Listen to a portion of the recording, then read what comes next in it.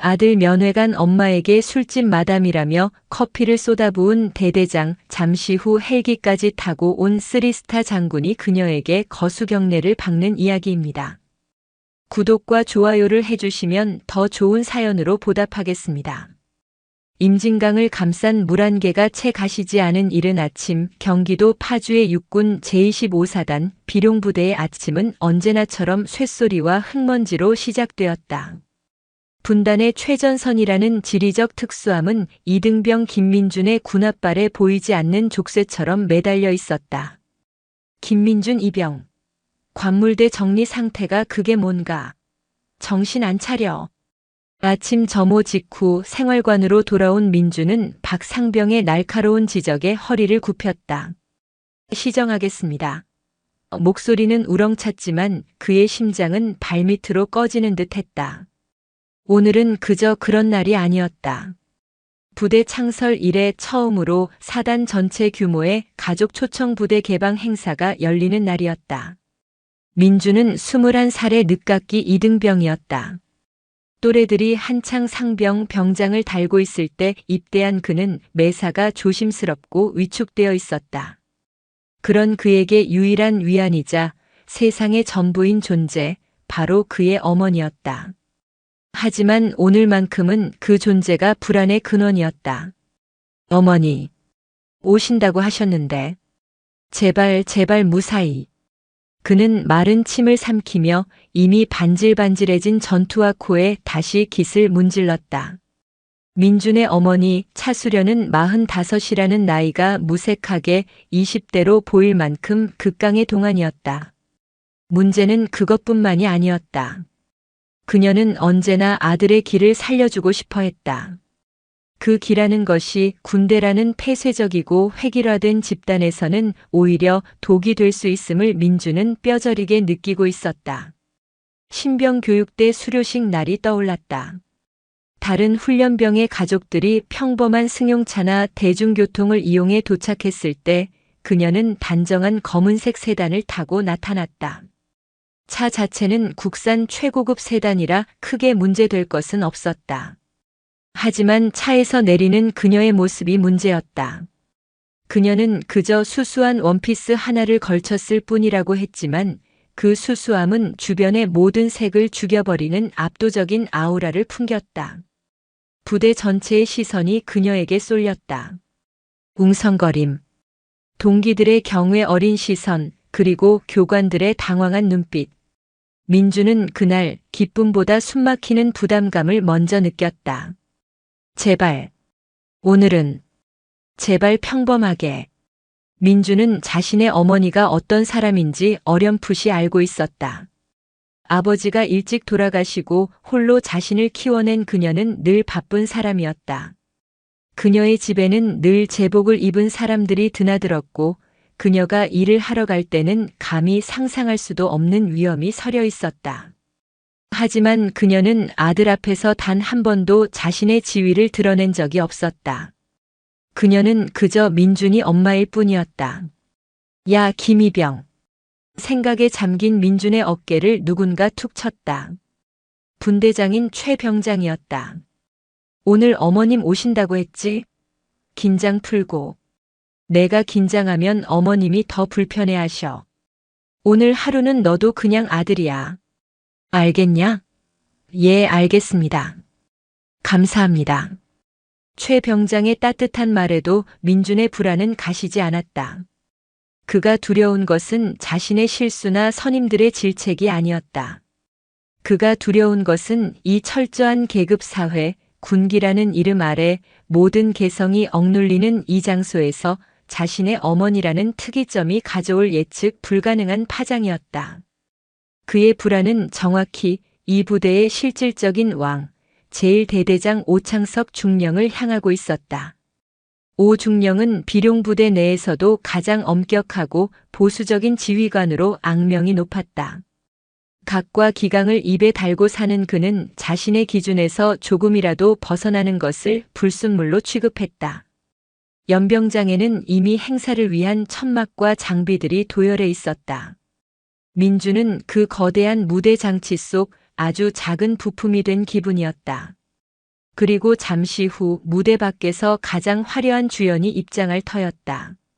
어머니, 제발, 그냥 보통 엄마처럼만.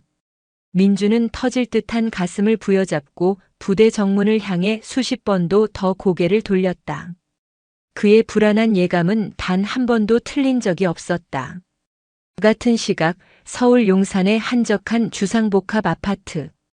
차수련은 거울 앞에 서서 자신의 모습을 마지막으로 점검했다.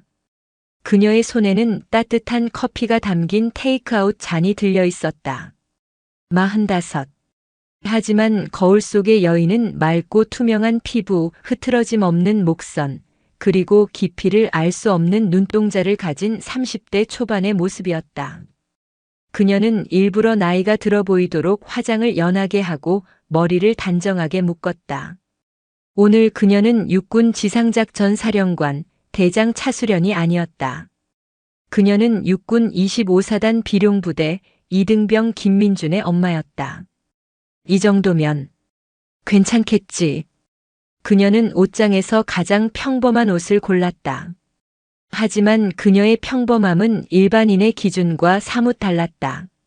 차분한 아이보리색의 실크 원피스였다.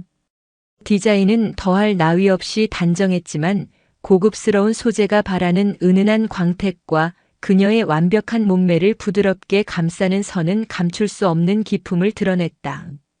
그녀는 아들의 부대에 폐를 끼치지 않기 위해 자신의 신분을 철저히 감추고 싶었다. 그래서 자신이 가진 가장 수수한 옷을 고른 것이었다. 그녀는 자신의 별이 달린 제복이나 자신을 따르는 수행원들을 단호히 물렸다. 오늘은 철저히 혼자였다. 그녀는 지하 주차장으로 내려가 역시나 가장 눈에 띄지 않는 국산 세단에 올랐다. 물론 그 세단은 최고 등급의 방탄 처리가 된 특수 차량이었지만 겉보기에는 그저 조용한 검은색 승용차일 뿐이었다. 자유로를 달려 파주로 향하는 길. 그녀의 마음은 여느 어머니와 다르지 않았다. 눈에 넣어도 아프지 않을 아들. 어릴 적부터 유독 여리고 착했던 아들이 대한민국에서 가장 험하다는 최전방 부대에서 잘 적응하고 있을지 걱정뿐이었다. 민준이 힘들겠지. 그래도 잘 견뎌주고 있어서 대견해. 그녀는 자신이 가진 힘을 단 한 번도 아들을 위해 사용하지 않았다. 민준이 25사단으로 배치받았을 때도 그녀는 그 어떤 압력도 행사하지 않았다. 대한민국의 아들이라면 누구나 겪어야 할 과정이라고 믿었다. 다만 오늘 하루 엄마로서의 역할에만 충실하고 싶었다. 얼마나 달렸을까? 비룡부대라는 거대한 표지석이 눈에 들어왔다. 위병소의 헌병들이 절도 있게 경례를 붙였다. 그녀는 미리 받아둔 방문증을 제시했다. 헌병은 방문증과 그녀의 얼굴을 잠시 대조해 보더니 가벼운 미소와 함께 차단봉을 올렸다. 신분 확인 절차는 일반 방문객과 동일했다. 부대 안은 이미 축제 분위기였다. 여기저기 걸린 환영 현수막과 아이들의 웃음소리, 오랜만에 만난 가족들의 반가운 포옹이 가득했다. 그녀는 안내된 주차구역에 차를 세우고 테이크아웃 커피 잔을 든 채 차에서 내렸다. 그 순간이었다. 연병장을 가득 채우고 있던 모든 소음이 잠시 멈추는 듯 했다. 수많은 가족들 틈에서 그녀의 존재감은 독보적이었다. 아이보리색 원피스는 아침 햇살을 받아 진주처럼 빛났고 선글라스 너머로 보이는 그녀의 압도적인 미모는 주변의 모든 시선을 자석처럼 끌어당겼다. 군인들은 물론이고 함께 온 다른 가족들, 특히 다른 어머니들조차 넋을 잃고 그녀를 바라보았다. 우와, 저분, 누구시지? 연예인인가? 이등병 가족이라는데. 저런 분이 어머니라고. 말도 안 돼. 누나겠지. 아니, 애인인가? 웅성거림이 파도처럼 밀려왔다. 차수련은 이런 시선에 익숙했지만 오늘은 유독 불편했다. 그녀는 아들에게 가고 있었다. 저 멀리 자신을 발견하고는 어쩔 줄 몰라 하며 얼굴이 새빨개진 아들 김민준 이병이 보였다. 어머니. 민준이 달려왔다. 그녀는 환하게 웃으며 아들을 맞이했다. 우리 아들, 고생 많았지? 얼굴이 반쪽이 됐네. 아닙니다. 어머니. 여긴 어쩐 일로? 어쩐 일은? 아들 보러 왔지. 우리 아들 밥 잘 먹나 보려고. 자, 이거라도 마셔. 그녀가 들고 있던 테이크아웃 커피 잔을 내밀었다. 민주는 주변의 시선에 죽을 맛이었지만 어머니의 반가운 얼굴에 그만 긴장이 풀렸다. 어머니. 근데 옷이 왜? 엄마가 신경 써서 입고 온 건데. 제일 얌전한 걸로. 차수련은 진심으로 그렇게 생각했다. 그녀의 옷장에는 각종 훈장이 달린 군 예복과 해외 귀빈들을 만날 때 입는 화려한 정장들 뿐이었기에 이 원피스는 그녀에게 일상복이자 수수한 외출복이었다. 민주는 차마 너무 예뻐서 문제라는 말을 하지 못하고 입을 다물었다. 모자의 재회. 그것은 분명 감동적인 순간이었으나 그 장면을 아주 불쾌한 시선으로 지켜보는 이가 있었다. 제1대 대장 오창석 중령. 그는 연병장 단상 한쪽에서 못마땅한 표정으로 행사를 지켜보고 있었다. 오 중령은 전형적인 야전 군인임을 스스로 자랑스러워하는 인물이었다. 육사 출신이라는 자부심은 하늘을 찔렀고 군기는 숨쉬는 공기와도 같다고 부르짖었다. 그에게 군부대는 신성한 영역이었고 그 외의 모든 것, 특히 민간의 때가 묻은 것들은 척결해야 할 바이러스 같은 존재였다. 부대 개방 행사 자체를 그는 못마땅하게 여기고 있었다. 군대는 강해야 한다. 가족이라니. 나약해 빠졌어. 그는 사단장의 방침이라 마지못해 따르고는 있었지만 심기는 매우 불편했다. 그의 눈에 그것이 들어왔다. 저건 뭐지? 수많은 가족 무리 속에서 유독 튀는 한 점의 색. 아이보리색 원피스. 햇빛 아래 빛나는 긴 머리카락. 누가 봐도 군부대와는 어울리지 않는 마치 화보 촬영장에서 막 튀어나온 듯한 여인. 그리고 그 여인 앞에서 어쩔 줄 몰라 하는 자신의 대대 소속 김민준 이병. 오중령의 미간이 사납게 구겨졌다. 저게 김이병 어미라고. 옆에 있던 대대 주임원사가 조심스럽게 대답했다. 예, 그렇다고 보고받았습니다. 김이병의 모친 차수련 씨라고 합니다. 나이에 비해 상당히 젊어 보이십니다. 젊어? 저게 젊은 거야? 저건 오중령은 적절한 단어를 찾지 못하고 입술을 깨물었다.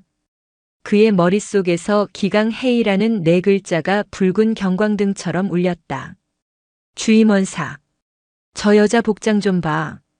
저게 지금 아들 군부대 면회 온 어미의 복장인가? 여기가 어디라고 저런 하늘하늘한 옷을 입고 와?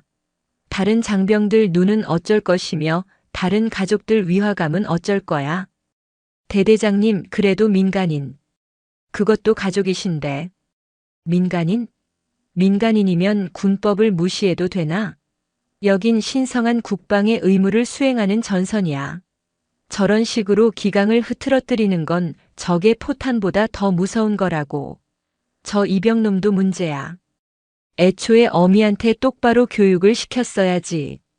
오중령의 분노는 치밀어 올랐다. 그는 원칙과 군기라는 자신의 성역이 더럽혀졌다고 느꼈다. 저 여인의 화려함은 그가 평생을 바쳐 쌓아 올린 각 잡힌 세계에 대한 모독이었다.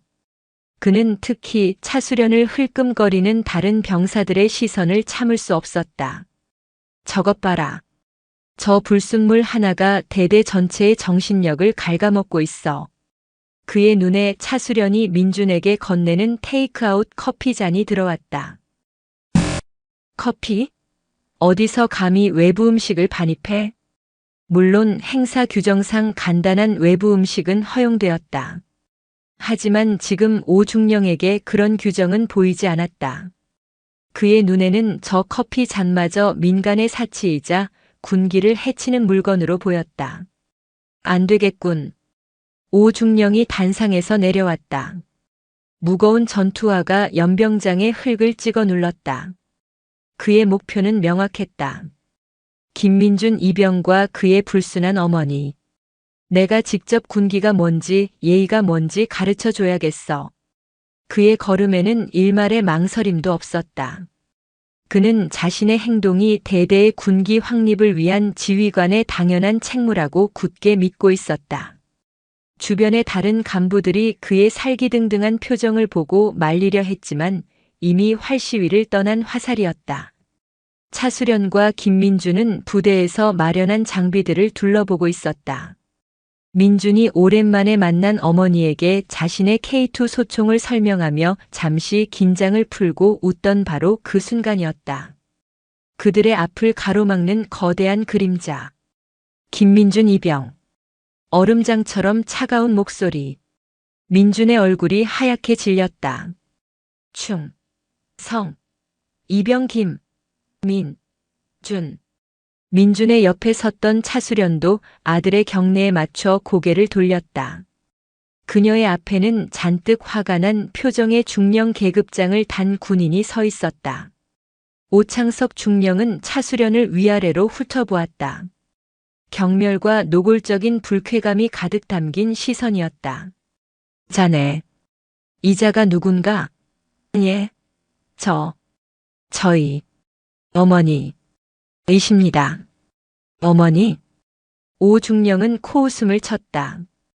그 웃음소리는 서늘한 가을 바람보다 더 차갑게 두 사람의 귓가를 파고들었다. 균열이 시작되고 있었다. 오창석 중령의 입가에 걸린 것은 비웃음이었으나 그의 눈은 사냥감을 포착한 맹수처럼 번득였다. 어머니? 그가 그 단어를 굴욕적인 억양으로 되새김질했다. 그 소리는 연병장에 모인 모든 사람들의 귀에 선명하게 박혔다. 순식간에 수백 개의 시선이 이곳 대한민국 최전방 사단의 심장부에서 벌어지는 이 기묘한 대치 상황으로 고정되었다. 김민준 이병은 숨이 멎는 것 같았다. 전신이 차가운 얼음물에 담가진 듯 뻣뻣하게 굳었다. 그는 이등병이었고 이등병에게 대대장은 하늘이었다. 아니, 하늘 그 이상 자신의 군 생활을 쥐고 흔들 수 있는 절대자였다. 이병 김민준. 이병 김민준. 민준이 거의 파열될 듯한 목소리로 복창했다. 자네 부모에게 기본 교육도 못 시켰나? 여기가 어딘지 몰라? 신성한 비룡부대 연병장이다. 대한민국을 지키는 최전선이라고. 오중령의 목소리는 의도적으로 증폭되어 주변으로 퍼져나갔다. 그는 이 기회를 놓치지 않았다. 이것은 단순한 질책이 아니었다. 군기 확립이라는 명분 아래 자신의 절대권력을 과시하고 감히 튀는 행동을 한 민간인과 그 가족을 본보기로 삼으려는 의도였다. 그는 다른 가족들과 병사들이 모두 지켜보는 이 공개적인 장소에서 저 오만한 여자의 코를 납작하게 눌러버리고 싶었다. 차수련은 아들의 하얗게 질린 얼굴을 보았다. 그녀는 천천히 하지만 단호하게 한 걸음 앞으로 나섰다. 아들을 자신의 등 뒤로 반쯤 가리는 자세였다. 그녀는 오중령을 정면으로 바라보았다. 그녀의 눈은 조금 전 아들을 바라보던 따뜻한 모성의 눈이 아니었다. 그것은 깊이를 알 수 없는 서늘한 호수와 같은 눈이었다. 대대장님, 제 아들의 군 생활에 혹여 누를 끼칠까 염려되어 오늘 행사에 참석한 이병 김민준의 모친 차수련입니다. 그녀의 목소리는 나직했지만 그 어떤 고함보다도 또렷하게 울렸다. 그 목소리에는 이상한 힘이 있었다. 주변의 웅성거림을 일순간에 잠재우는 힘. 제 복장이 부대의 규정에 어긋나는 부분이 있다면 말씀해 주십시오. 즉시 시정하겠습니다. 오중령은 순간 말문이 막혔다. 그는 고함과 눈물 혹은 비굴한 사과를 예상했다. 하지만 저 여자는 이등병의 어미라는 저 여자는 감히 자신과 눈을 맞추며 규정을 논하고 있었다. 그녀의 태도는 공손했지만 그 안에는 조금의 위축도 굴복도 없었다. 이것은 오중령에게 기름을 붓는 격이었다. 그의 분노는 군기에서 개인적인 모멸감으로 바뀌었다. 규정? 규정을 지금 나에게 따지는 건가? 그가 한 걸음 다가섰다. 그의 거대한 그림자가 차수련을 덮쳤다. 당신 눈에는 이게 규정대로 보여? 이게 군인 가족의 올바른 자세야? 여기가 무슨 파티장이야? 당신 지금 그 옷차림으로 연병장의 모든 군인의 정신을 흐트러뜨리고 있어. 저것들 눈 돌아가는 것 안 보이나? 그는 손가락질을 했다. 그 손가락은 차수련의 원피스를 향해 있었다. 아이보리색 실크 원피스. 그녀가 가진 옷 중에 가장 수수하다고 생각했던 그 옷. 하지만 오중령의 눈에는 그것이 불순함의 상징 그 자체였다. 반짝거리는 옷 입고 와서 남자들 홀리려는 거 아니면 당장 그 꼴을 치워. 다른 장병들 사기 저하되고 위화감 조성하는 거 몰라? 당신 하나 때문에 이 신성한 행사가 뭐가 되는 거야? 이게 다 저 김민준 이병이 가정교육을. 대대장님. 차수련이 그의 말을 잘랐다. 이번에는 목소리에 싸늘한 경고가 실려 있었다. 저에 대한 질책은 감수하겠습니다. 하지만 제 아들의 가정교육을 운운할 자격은 대대장님께 없습니다. 뭐라고? 오중령의 눈이 뒤집혔다. 감히 일개 민간인, 그것도 자기 부대 최말단 이등병의 어미가 자신에게 자격을 논했다. 하하. 그는 실성한 듯 웃었다. 이것 봐라. 지금 이게 누굴 가르치려 들어? 야, 김민준. 내 어미가 지금 내 대대장한테 자격을 운운했다. 이게 뭔지 알아? 이게 바로 군기문란이야. 내가 이러고도 무사할 것 같아? 아닙니다. 대대장님. 제발 그만. 민준이 울먹이며 끼어들었다. 어머니 제발 그냥 죄송하다고 하세요. 시끄러워. 오중령이 민준의 가슴팍을 세게 밀쳤다.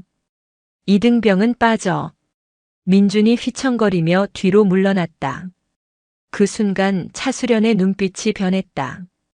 그녀의 아들이, 그녀의 목숨과도 같은 아들이 자신의 눈앞에서 폭행당했다. 차수련은 밀쳐진 아들을 부축하지 않았다.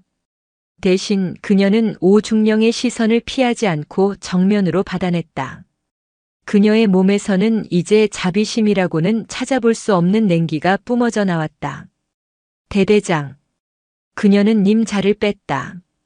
당신은 지금 군인의 가족을 보호해야 할 지휘관의 본분을 망각하고 오히려 그 가족을, 그것도 여성에겐 공개적인 장소에서 모욕하고 위협하고 있어. 뭐? 이 여자가 정말 보자 하니까. 당신? 애써? 오중령은 이 상황이 믿기지 않았다. 그는 주변을 둘러보았다. 모든 병사와 가족들이 숨을 죽인 채 이 광경을 지켜보고 있었다. 여기서 밀리면 자신의 권위는 바닥에 떨어진다. 그는 이 미친 여자를 철저히 짓밟아야 했다고 생각했다. 그는 차수련의 손에 들린 테이크아웃 커피 잔을 노려보았다. 불순물의 또 다른 상징이었다. 그리고 그건 또 뭐야? 어디서 감히 외부 쓰레기를 부대 안으로 들고 들어와? 여기가 카페야? 이것은 제가 마시던 커피입니다. 반입이 금지된 것이라면. 금지고 뭐고를 떠나서 내 그 태도가 문제야. 오중령은 차수련의 턱끝을 손가락으로 가리켰다. 얼굴 반반하고 옷 좀 번지르르하게 입었다고 눈에 뵈는 게 없나 본데.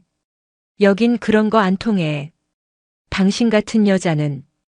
그는 입맛을 다시며 가장 잔인하고 모욕적인 단어를 골랐다. 당신 같은 여자는. 오창석 중령의 목소리는 이제 노골적인 경멸과 혐오로 가득 차 있었다. 그는 차수련의 머리부터 발끝까지를 다시 한번, 이번에는 아주 천천히 모욕적인 시선으로 훑어내렸다. 그 시선은 마치 더러운 것을 만진다는 듯한 혐오감을 담고 있었다. 강남 어디 호화로운 술집에서나 볼 법한 차림새로군.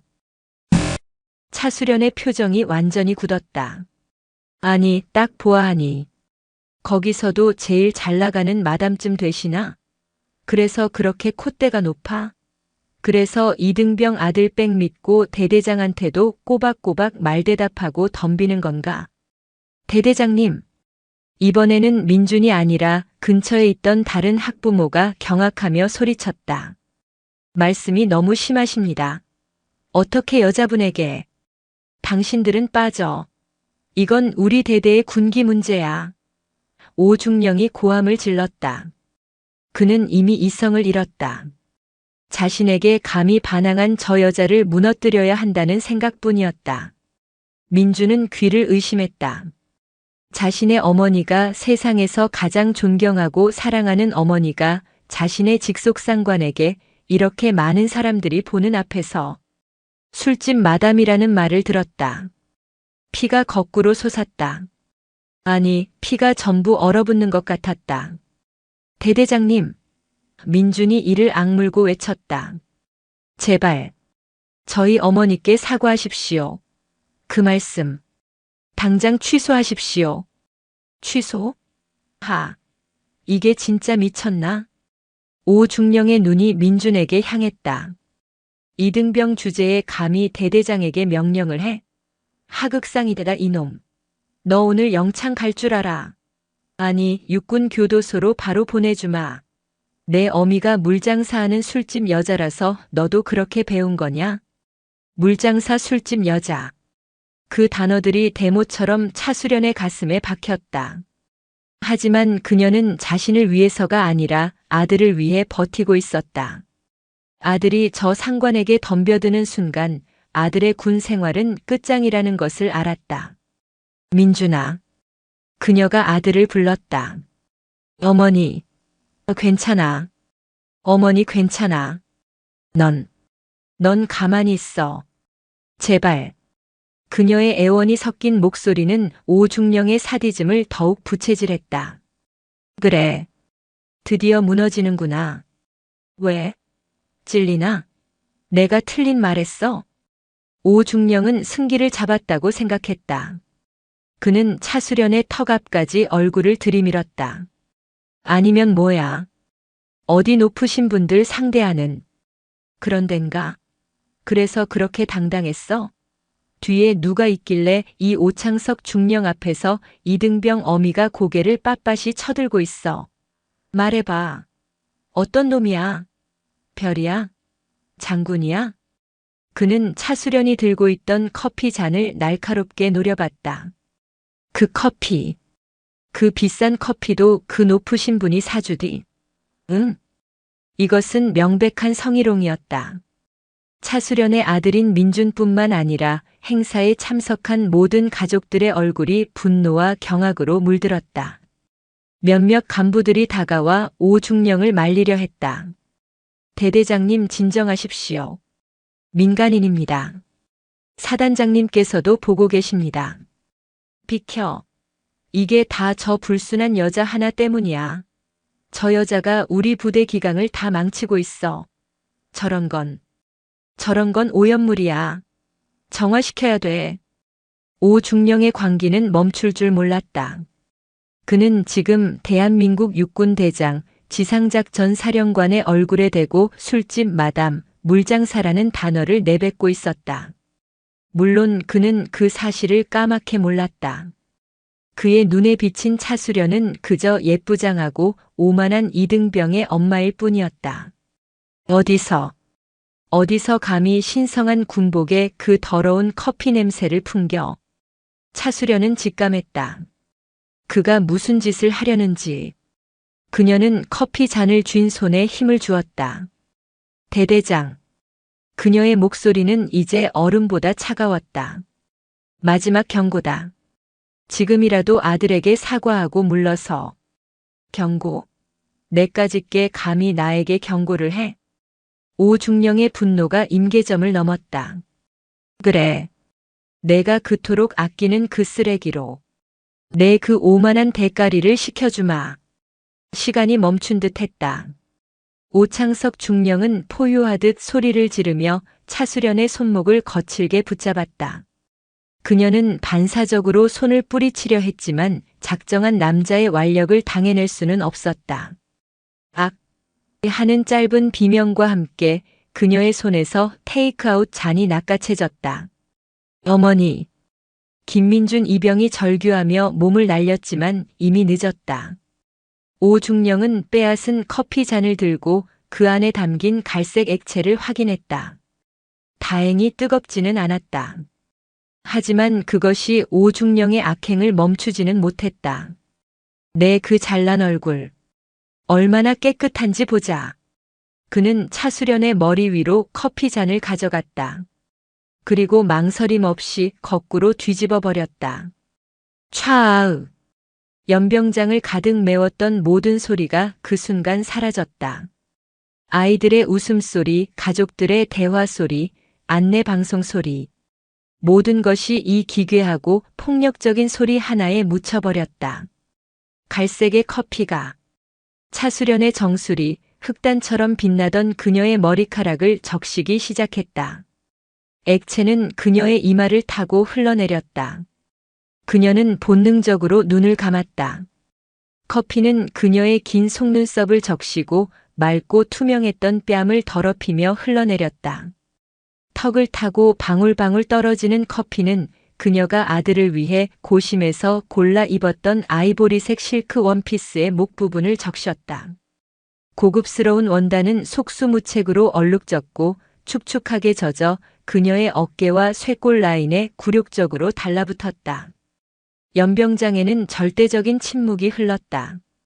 수백 명의 사람들이 현역 장병들과 그들의 가족들이 이 믿을 수 없는 광경을 목격하고도 아무 말도 하지 못했다. 아니, 하지 못했다. 한 부대의 지휘관이 병사의 어머니에게, 그것도 이렇게 공개적인 장소에서 이런 끔찍한 모욕을 가하는 장면을 그들의 상식으로는 도저히 받아들일 수 없었다. 오중령은 텅 빈 커피 잔을 바닥에 내던졌다. 그는 헐떡였다. 자신의 행동에 스스로 도취한 듯 광적인 만족감이 그의 얼굴을 뒤덮었다. 하, 이제 좀 시원하군. 머리가 좀 식었나? 그는 낄낄거리며 차수련을 내려다보았다. 꼴 좋네. 어디 그 잘난 얼굴로 또 덤벼보시지. 술집 마담. 차수련은 미동도 하지 않았다. 그녀는 그저 눈을 감고 서 있었다. 커피 방울이 그녀의 턱 끝에서 흙바닥으로 떨어지는 소리만이 똑, 똑 하고 침묵을 갈랐다. 어머니, 어머니. 김민준 이병이 무너져 내렸다. 그는 어머니에게 달려가 자신의 전투복 소매로 그 더러운 커피를 닦아내려 했다.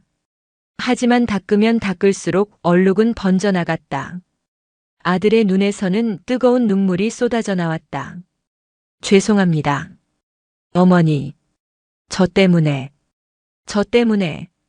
그는 대대장을 향해, 아니, 이 부조리한 세상을 향해 울부짖었다. 자신의 무력함, 어머니를 지키지 못했다는 죄책감, 그리고 저 악마 같은 지휘관에 대한 분노가 뒤섞여 그의 가슴을 찢어 놓았다. 그때였다. 민준아. 커피에 젖어 엉망이 된 모습. 하지만 그 목소리만큼은 단 한치의 흔들림도 없었다. 차수련이 천천히 눈을 떴다. 그녀의 눈은 분노로 불타오르지 않았다. 슬픔으로 젖어 있지도 않았다. 그녀의 눈은 죽음처럼 차가웠다. 모든 감정이 사라진 절대 영도의 냉기만이 서려 있었다. 그녀는 울고 있는 아들의 어깨를 가만히 밀어냈다. 뒤로 물러서. 어머니, 이건 이제 내가 감당할 일이 아니다. 물러서 있어. 그것은 명령이었다. 이등병 김민주는 자신도 모르게 뒷걸음질 쳤다. 차수련은 천천히 고개를 들었다. 커피에 젖은 머리카락이 뺨에 달라붙어 있었지만 그녀는 그것을 떼어낼 생각조차 하지 않았다. 그녀는 자신의 핸드백으로 손을 가져갔다. 오중령은 그 모습에 다시 비웃었다. 왜? 손수건이라도 찾으시나? 아니면 훌쩍거리며 남편한테 전화라도 하시게? 차수련은 대답하지 않았다.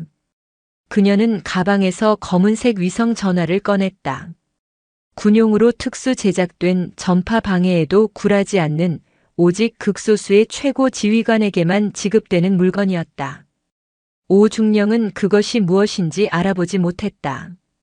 그저 구형 휴대전화쯤으로 생각했다. 헌병 안 부르고 뭐해. 저 여자랑 저 이등병 놈 당장 하극상과 부대 기강 문란죄로 체포해. 저 여자는 장교 모독죄다. 오중령이 미친 듯이 소리쳤다.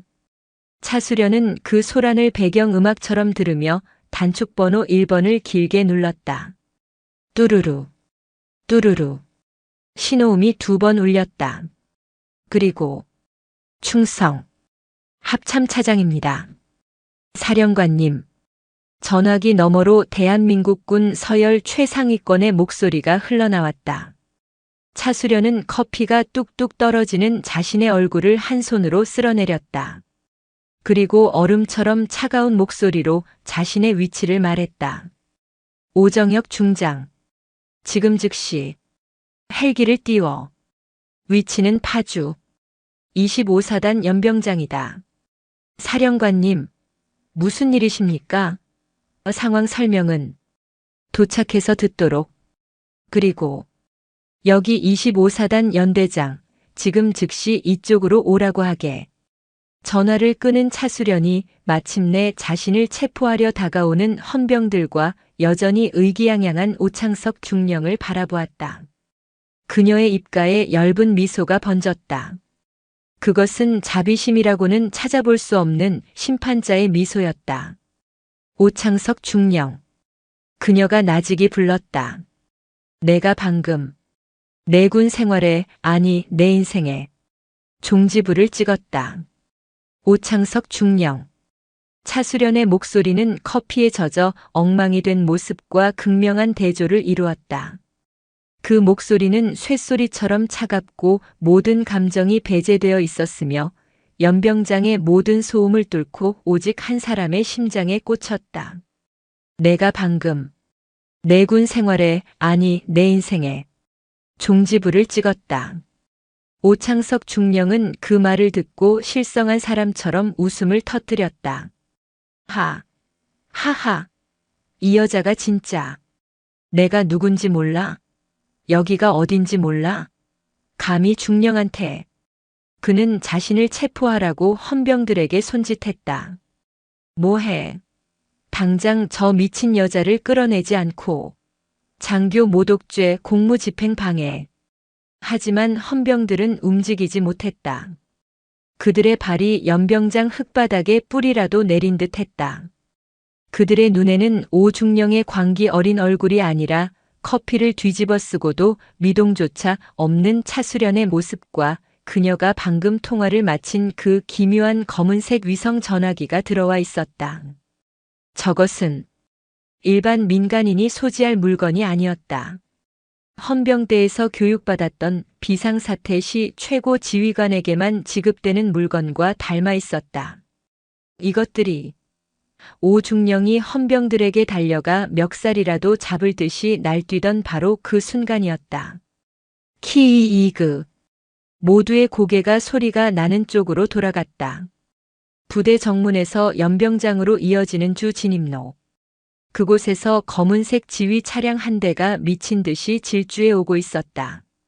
규정 속도 따위는 안중에도 없다는 듯 흙먼지를 거대하게 일으키며 행사장 한복판을 향해 돌진했다. 차는 행사에 참여한 가족들이 앉아있던 의자들을 아슬아슬하게 비껴가며 이 기묘한 대치 상황의 중심부에서 급정거했다.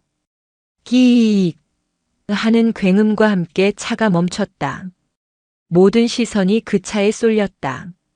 오중령조차도 예상치 못한 등장에 잠시 고함을 멈췄다. 차문이 열리고 전투복을 입은 한 사내가 거의 굴러나오다시피 했다. 그의 어깨에는 대령의 무궁화 3개가 선명하게 빛나고 있었다. 그는 오창석 중령의 직속 상관이자 이 구역을 책임지는 25사단 예하 연대의 연대장 박진규 대령이었다.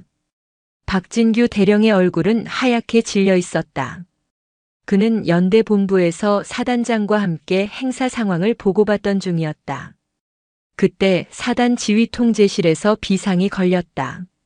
합참에서, 그것도 합참차장 직통으로 25사단 사단장에게 연락이 왔다는 것이다. 내용은 간단했다. 지금 당장 일대대 연병장으로 가라. 무슨 일이 있어도 그분의 심기를 건드리지 마라. 1분 내로 현장 상황을 보고하라. 사단장은 그것이 무슨 의미인지 알 수 없었다. 그분이 누구인가? 오늘 부대에 방문하기로 한 고위 인사는 없었다. 하지만 합참차장의 목소리는 단순한 지시가 아니라 공포에 가까운 다급함이 섞여 있었다. 사단장은 본능적인 위험을 감지하고 가장 가까이 있던 박진규 대령에게 소리쳤다. 지금 당장 일대대로 뛰어. 무슨 일인지 파악해. 박 대령은 무슨 영문인지도 모른 채 지휘 차량에 몸을 던져 이곳까지 달려온 것이었다. 그의 눈에 들어온 광경은 악몽 그 자체였다. 자신의 부하인 오중령이 수백 명의 민간인 가족들 앞에서 웬 여성의 머리에 커피를 쏟아부은 듯한 그야말로 군의 명예를 바닥까지 추락시키는 현장이었다. 오창석 중령. 박 대령이 버럭 소리를 질렀다. 그의 첫 번째 생각은 오로지 수습이었다. 자네 지금 민간인에게 무슨 짓을 한 건가? 당장. 연대장님, 잘 오셨습니다. 오중령이 구세주라도 만난 듯이 외쳤다. 이 여자가 감히 제게 반항하고 부대 기강을. 닥쳐. 박 대령은 오중령의 말을 잘랐다. 그는 먼저 피해자에게 사과해야 했다. 그는 커피에 흠뻑 젖은 차수련에게 다가가 최대한 공손하게 고개를 숙였다. 선생님, 아니 사모님, 정말 죄송합니다. 제가 이 부대의 연대장 박진규 대령입니다. 제 부하가 큰 실수를 저질렀습니다. 우선 이쪽으로. 그는 차수련의 팔을 부축하려 손을 뻗었다. 그 순간 차수련이 고개를 들어 박 대령과 눈을 맞췄다.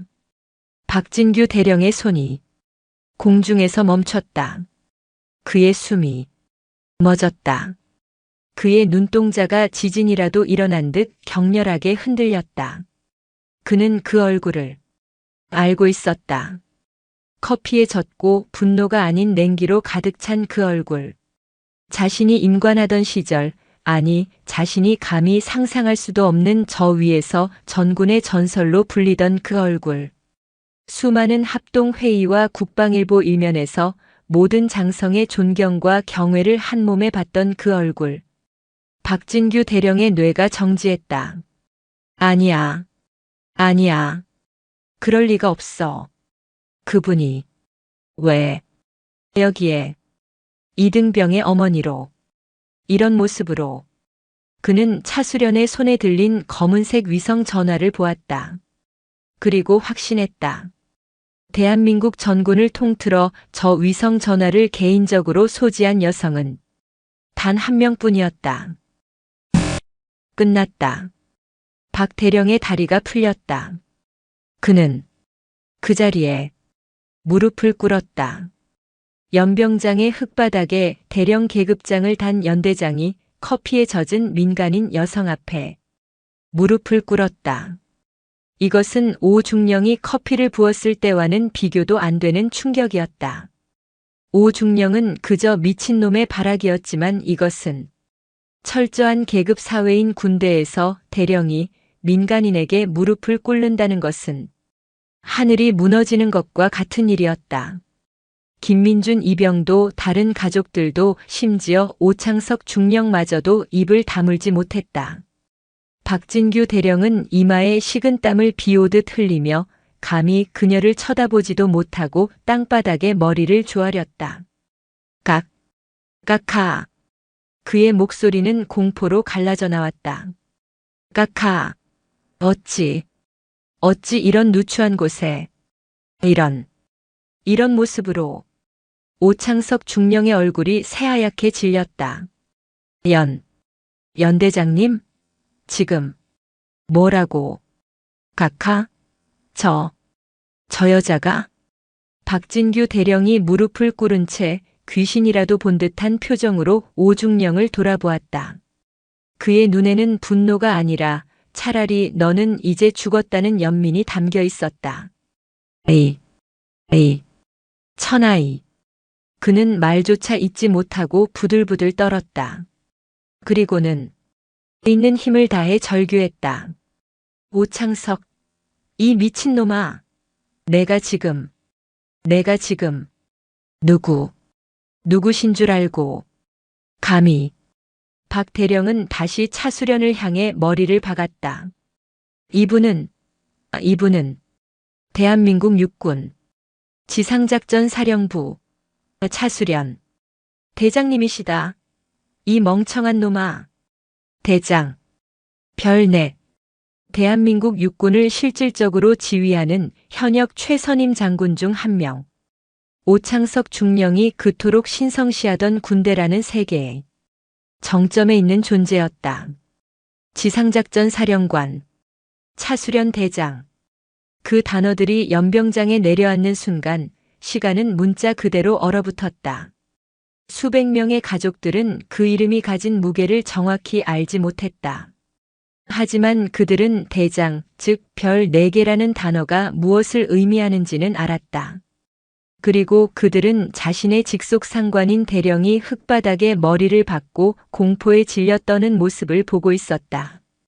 더 무서운 반응은 병사들에게서 나왔다. 네. 지작사 사령관님? 김민준 이병과 함께 있던 선임병들은 물론 행사를 지원하던 모든 병사들이 누가 먼저랄 것도 없이 그 자리에 부동자세를 취했다. 그들의 몸이 명령에 반응한 것이 아니었다. 그것은 군인이라는 존재가 가진 본능, 즉 절대적인 상위 계급에 대한 무조건적인 복종의 발로였다. 그들의 눈에는 공포와 경외가 동시에 서렸다. 오창석 중령의 세계가 무너져 내렸다. 그의 머릿속이 하얗게 비어버렸다. 대장, 차수련. 그는 그 이름을 들어본 적이 있었다. 아니, 모든 육군 장교가 그 이름을 알고 있었다. 국군 역사상 유례없는 속도로 진급하며 최초라는 타이틀을 쓸어 담은 살아있는 전설. 철의 여인. 하지만 그 사령관이 왜 이등병의 어미로 그의 시선이 차수련에게로 향했다. 커피에 젖어 뺨에 달라붙은 머리카락, 아이보리색 원피스의 추한 얼룩. 그리고 그 모든 것을 압도하는 그녀의 눈. 그녀는 술집 마담이 아니었다. 그녀는 신이었다. 자신이 감히 모독해서는 안 될 이 군대라는 세계의 신. 사령관. 님? 그의 목소리가 염소처럼 떨려 나왔다. 아닙니다. 그럴 리가. 그가 뒷걸음질 치던 바로 그 순간이었다. 우웅우. 하늘이 찢어지는 듯한 굉음이 연병장 전체를 뒤덮었다. 조금 전의 지휘 차량과는 비교도 되지 않는 압도적인 소음과 바람이었다. 모두가 하늘을 올려다보았다. 파란 가을 하늘을 가르고 육중한 검은색 헬리콥터 한 대가 먼지 폭풍을 일으키며 연병장 상공으로 하강하고 있었다. 수리온이나 블랙호크였다. 그것도 측면에 대한민국 육군이라는 글자와 함께 선명한 별 3개의 성판이 붙어있는 합참의장 혹은 차장급의 전용기였다. 헬기는 지정된 헬기장이 아니라 연병장 한복판, 차수련이 서 있는 곳에서 불과 수십 미터 떨어진 곳에 착륙을 강행했다. 쿵! 육중한 기체가 땅에 닿자마자 연문이 열렸다. 가장 먼저 뛰어내린 것은 별 3개를 단 중장이었다. 대한민국 군 서열의 정점에 있는 인물 차수련이 방금 통화했던 합참차장 오정혁 중장이었다. 그의 뒤를 이어 서슬 퍼런 육군 중앙수사단장 준장과 헌병감 대령이 무장한 헌병들과 함께 쏟아져 나왔다. 오정혁 중장은 헬기에서 내리자마자 먼지 폭풍을 뚫고 한 곳을 향해 달려왔다. 그는 자신의 눈앞에 펼쳐진 광경을 믿을 수 없었다. 자신이 평생 상관으로 모셨던 전설적인 지휘관, 대한민국 육군의 상징인 차수련 대장이 민간인들이 가득한 연병장에서 커피를 뒤집어 쓴 채 서 있었다. 오정혁 중장의 얼굴에서 빗물이 사라졌다. 그는 성큼성큼 걸어와 차수련의 바로 세 걸음 앞에서 멈춰 섰다. 그리고 대한민국 군 서열 3위의 중장이 완벽한 각도로 거수 경례를 붙였다. 충성. 그의 목소리는 헬기 소음을 뚫고 연병장 전체를 울렸다. 합참차장 오정혁 중장 사령관님의 긴급 호출을 받고 그는 경례를 유지한 채 말을 잇지 못했다. 그의 눈이 차수련의 젖은 머리와 얼룩진 원피스에 닿았다. 그의 눈이 이글거리는 분노로 타올랐다. 그는 고개를 돌려 이미 넋이 나가버린 오창석 중령과 바닥에 머리를 박고 있는 박진규 대령을 번갈아 보았다. 이게 무슨... 차수련은 말없이 손을 들어 오 중장의 경례를 받았다. 그리고 나직이 말했다. 오 중장, 상황은 보는 그대로야. 누가 감히 사령관님께... 오 중장이 이성을 잃고 포효하려 할 때 차수련이 그를 제지했다. 저자다. 차수련의 손가락이 오창석 중령을 가리켰다. 오창석 중령은 그 손가락질을 받는 순간 다리에 힘이 풀려 그 자리에 주저앉았다. 오정혁 중장은 오창석 중령에게 지옥의 사자처럼 걸어갔다. 너 계급이 뭐냐? 1대 대장 오창석 중령입니다. 중령? 내가 중령이야? 오정혁 중장은 오창석의 멱살을 잡아 일으켜 세웠다. 중장이 중령의 멱살을 잡는 상상도 못할 일이 벌어졌다. 내 놈이 감히 지상작전 사령관님께 이 짓을 했나? 내 놈이 감히 술집 마담이니 물장사니 그따위 소리를 짓거렸어. 잘못했습니다. 몰라 배웠습니다. 오창석 중령은 이제 울부짖으며 빌기 시작했다. 그는 살고 싶었다. 몰라 뵀으면 이등병의 어머니에게 민간인 여성에게 커피를 부어도 된다는 건가? 그게 내 놈이 배운 군인 정신인가? 죽을 죄를 지었습니다. 살려주십시오. 그때 차수련의 차가운 목소리가 다시 울렸다. 오정혁 중장. 예, 사령관님. 저자의 보직을 지금 이 자리에서 즉시 해임한다. 보직 해임. 그것은 군인에게 사형 선고나 다름없었다. 또한 직위를 즉시 해제한다. 오늘부로 저자는 중령이 아니다. 그저 민간인 신분으로 수사를 받게 될 것이다. 오정혁 중장이 뒤를 돌아 헌병감에게 명령했다. 들었나? 당장 저자의 계급장을 떼. 대대장 지휘장도 떼. 이 자리에서 당장. 예, 알겠습니다. 헌병감과 중앙수사단장이 직접 달려들었다. 그들은 오창석 중령의 어깨에 붙어있던 중령 계급장을 거칠게 뜯어냈다. 찌그하는 소리와 함께 그의 신분을 증명하던 무궁화 3개가 흙바닥에 내동댕이 쳐졌다. 가슴에 붙어있던 대대장 지휘장도 마찬가지로 뜯겨나갔다. 오창석은 이제 아무것도 아니었다. 안 돼. 내 군 생활, 내 인생, 끌고 가. 차수련의 마지막 명령이 떨어졌다. 사령관님, 잘못했습니다. 제발, 제발 한 번만. 제가 정말. 오창석은 헌병들에게 개처럼 끌려가며 마지막으로 차수련을 바라보았다. 차수련은 그를 쳐다보지도 않았다. 그녀는 자신을 부축하려던 아들 김민준 이병을 젖은 손으로 끌어안았다. 끌고 가. 그녀는 다시 한번 말했다. 헌병들은 울부짖는 오창석을 헬기에 쳐넣었다. 헬기 문이 닫히고 거대한 굉음과 함께 헬기는 다시 하늘로 솟아올랐다.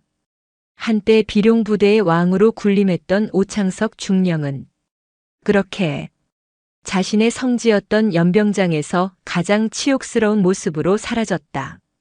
헬기가 남긴 먼지 바람이 가라앉자 연병장에는 다시 한번 무거운 침묵이 내려앉았다. 수백 명의 눈이 한 곳에 고정되어 있었다. 커피에 흠뻑 젖은 채 이등병 아들을 끌어안고 있는 4개의 별을 단 여성 사령관. 김민준 이병은 어머니의 품에서 숨도 쉬지 못했다. 어머니. 자신의 어머니가 대장이었다. 육군을 호령하는 지상작전 사령관. 믿을 수가 없었다.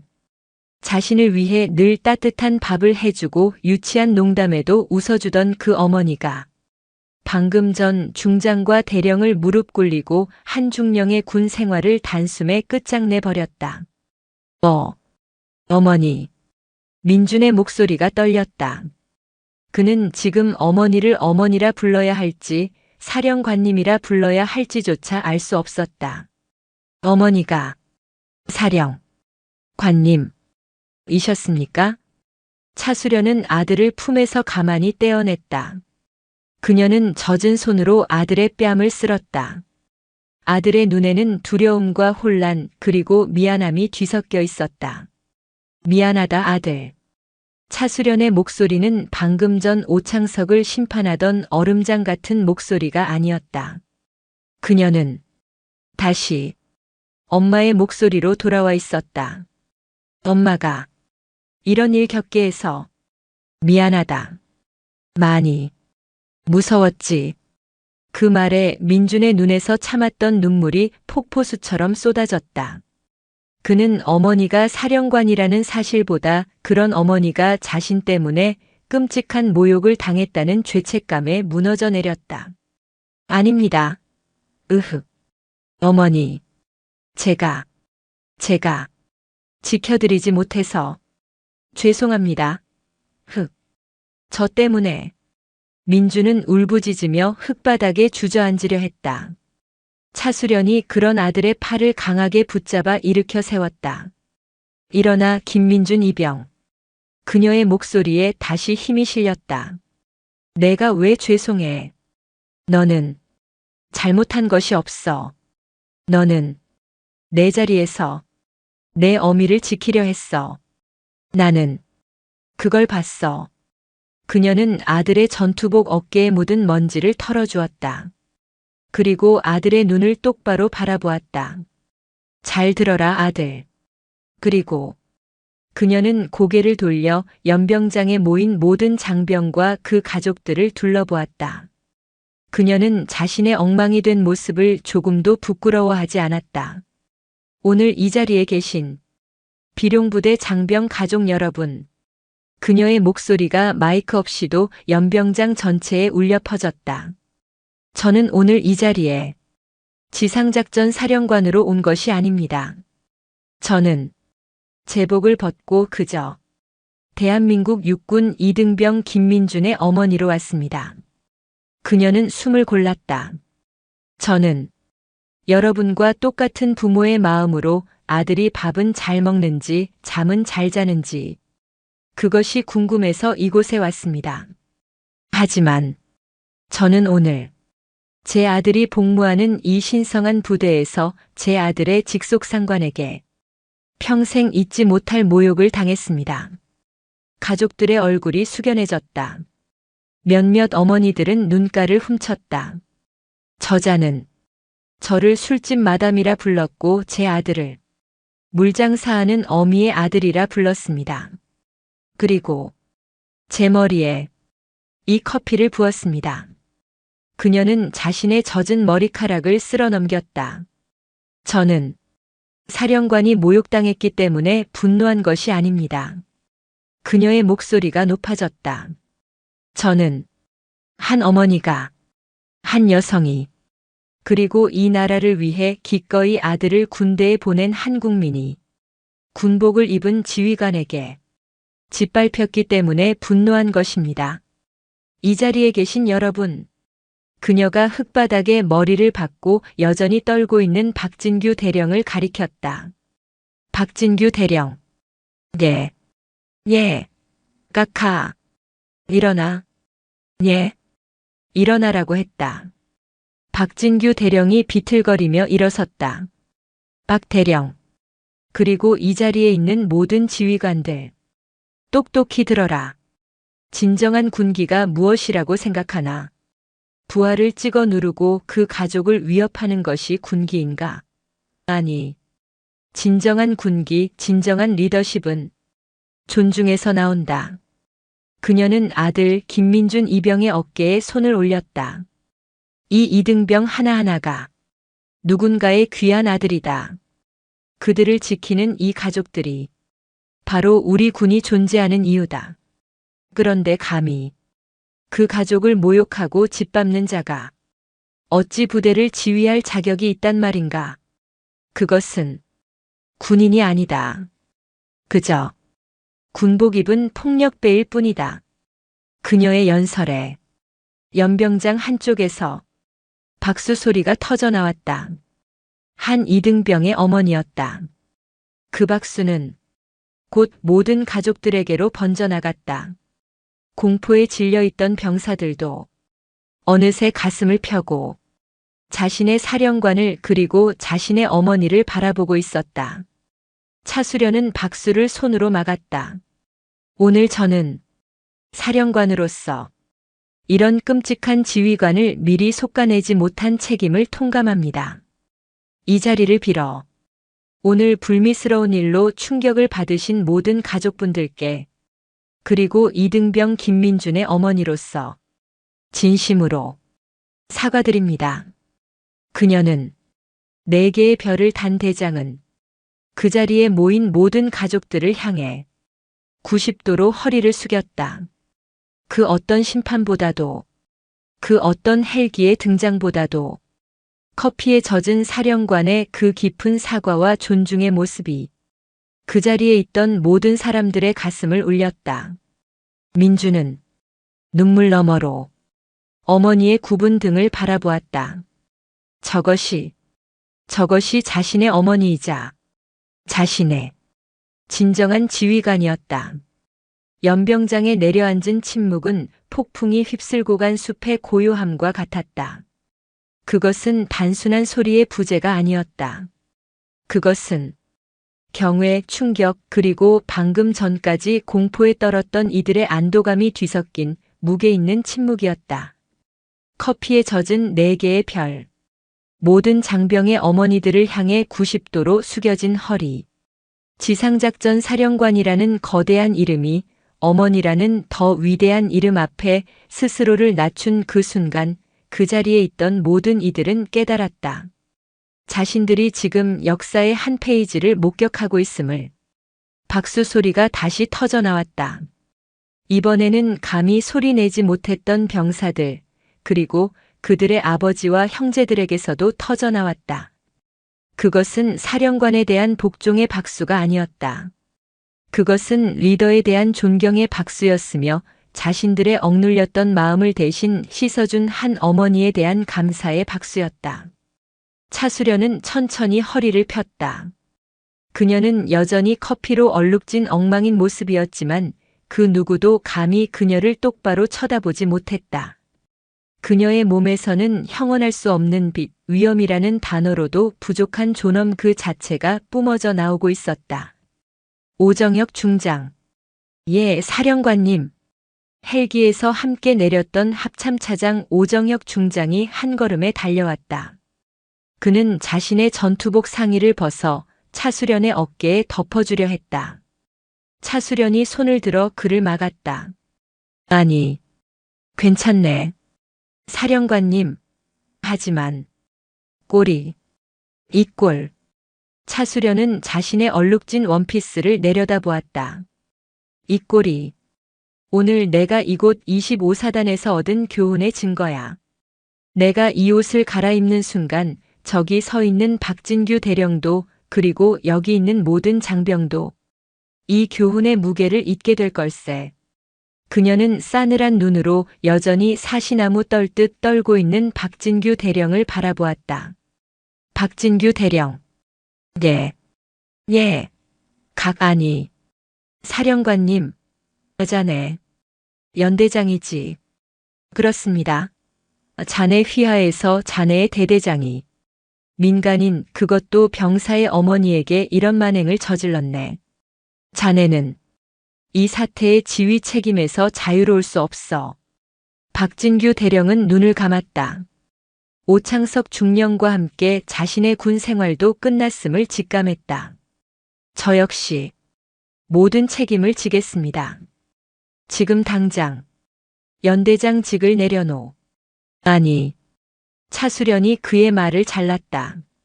자네에게 보직 해임이라는 쉬운 도피처를 줄 생각은 없네. 예. 책임을 진다는 건 계급장을 떼고 도망가는 게 아니야. 책임을 진다는 건 바로잡는 걸세. 오늘부로 이 25사단 비룡부대, 특히 자네가 관할하는 이 일대대를 대한민국 전군에서 가장 존중이 넘치는 부대로 만들어내. 군기라는 이름으로 폭력이 자행되는 곳이 아니라 존중 속에서 진정한 군기가 살아 숨쉬는 곳으로 자네 손으로 완벽하게 바꿔놓으란 말이다. 그녀는 박 대령의 눈앞까지 다가갔다. 내가 지켜볼 걸세. 1년 뒤 내가 다시 이곳을 찾았을 때, 그때도 이곳이 지금과 같다면, 그땐 오창석 중령이 아니라 자네가 내 손에 그 군복을 벗게 될 걸세. 그게 자네에게 주는 마지막 기회야. 알겠나? 살려주셔서, 아니 기회를 주셔서 감사합니다. 사령관님, 목숨을 걸고 부대를 바꾸겠습니다. 박진규 대령은 울부짖음에 가까운 목소리로 경례를 붙였다. 그는 알았다. 이것은 용서가 아니라 가장 무거운 명령이라는 것을. 차수련은 그를 뒤로하고 마지막으로 이 소동의 중심에 서 있던 아들 김민준 이병을 바라보았다. 민준은 어머니의 그 압도적인 카리스마에 눌려 차마 다가가지도 못하고 그저 멍하니 서 있었다. 차수련은 아들을 바라보며 방금 전까지 전군을 호령하던 대장의 얼굴을 지웠다. 그녀의 눈에 다시 따뜻한 모성이 어렸다. 그녀는 아들에게 다가가 전투복 소매로 눈물과 커피가 뒤섞여 엉망이 된 아들의 뺨을 닦아주었다. 민준아. 네. 어머니. 아니 사령관. 님. 바보. 무슨 사령관이야. 엄마지. 그녀는 아들의 머리를 쓰다듬었다. 많이 놀랐지. 우리 아들. 밥은 먹었어? 엄마가 밥 먹었는지 보러 왔는데. 꼴이 이게 뭐람. 그녀는 아들을 끌어안았다. 자신을 지켜보던 오정혁 중장도 박진규 대령도 수백 명의 시선도 그 순간 그녀에게는 존재하지 않았다. 그녀는 그저 아들을 안고 있는 엄마였다. 가자 아들. 엄마 배고프다. 밥 줘. 그녀는 아들의 손을 잡고 행사장 한쪽에 마련된 병사 식당 쪽으로 발걸음을 옮겼다. 4개의 별과 3개의 별 그리고 무수한 계급장들이 그 두 모자의 뒤를 감히 따르지 못하고 그저 경외와 존경의 눈으로 바라볼 뿐이었다. 오늘도 인생지의 말씀을 잘 들어주셔서 감사합니다.